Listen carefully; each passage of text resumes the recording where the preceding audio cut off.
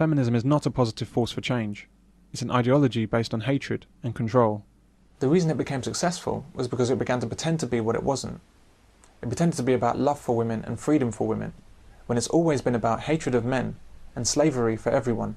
They were very, very highly organised Marxist groups of women of one sort or another. When I remember being horrified when I saw them storming the Miss World competition, thinking to myself, how can these women talk about liberation for women and women supporting each other and then go and bully a section of other women that they don't like because they're doing something they don't approve of. Put a woman behind that counter! Get lost! Freedom! If I went to speak, there were screaming feminists outside. I tried to publish a book called Prone to Violence. We finally did get it published, but I had to have a police escort all around England, and there were death threats and bomb threats. Feminism doesn't say that women are the equal of men. It says that women are better than men.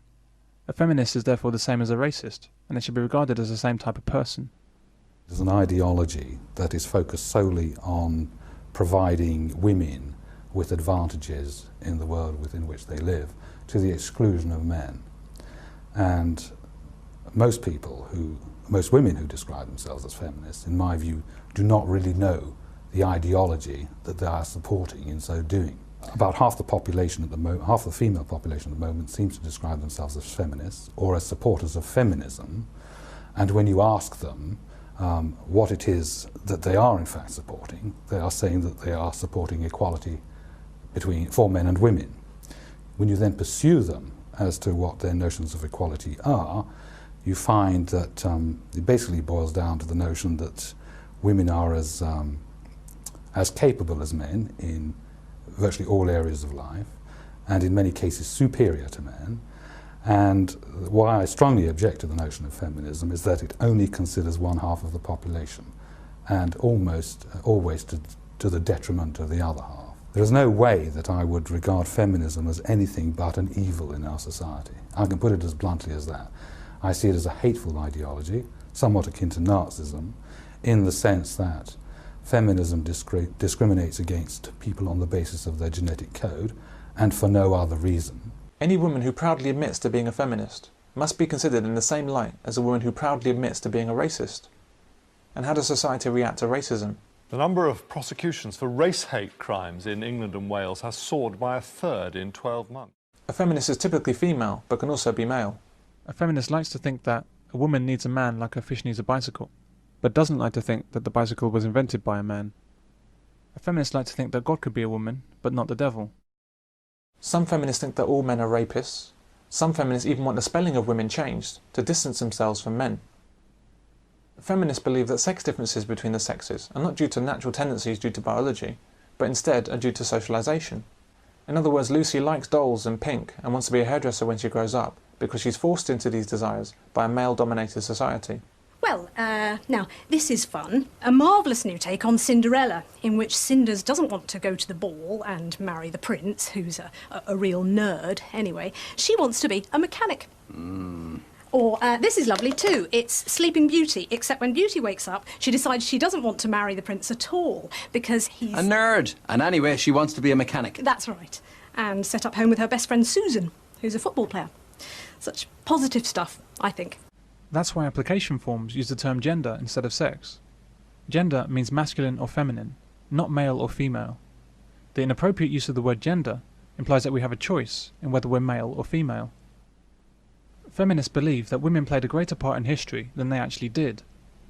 There's an ongoing effort by women to rewrite history in the hope that no one will notice. Believe it or not, there were boys as young as 6 or 7 doing one of the most dangerous jobs of all on a ship, being a powder monkey. But it wasn't just boys, was it, Jenny? No, there were women on board ship, and anyone who wasn't involved in the actual manning of the guns would be helping in some way, running the powder from the magazine. How do we know that? Well, there were contemporary accounts, but also when there was a Naval Service Medal issued for Nile and Trafalgar, then a lot of women came forward to try and claim that medal, but were refused. The reason these women were refused medals is not because the women were oppressed, it's because the women weren't there. Women weren't permitted aboard warships until the late 1970s, over fears for their safety.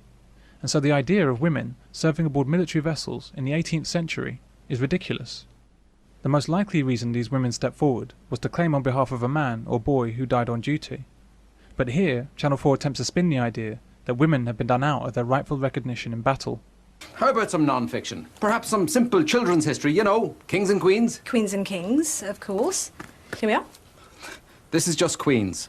Marvellous, strong, feisty women. Boudica, Elizabeth I, Richard the Lionheart. He was a king. A lot of people think that. Because he was. But new research suggests that Richard may have been, in fact, probably was a woman. But due to sexism was forced to disguise the fact. Exactly. Like most of the early popes. Fascinating. And Henry V. I see. And possibly Churchill. Churchill? Yes. Winona Churchill. Often mistakenly referred to as Winston.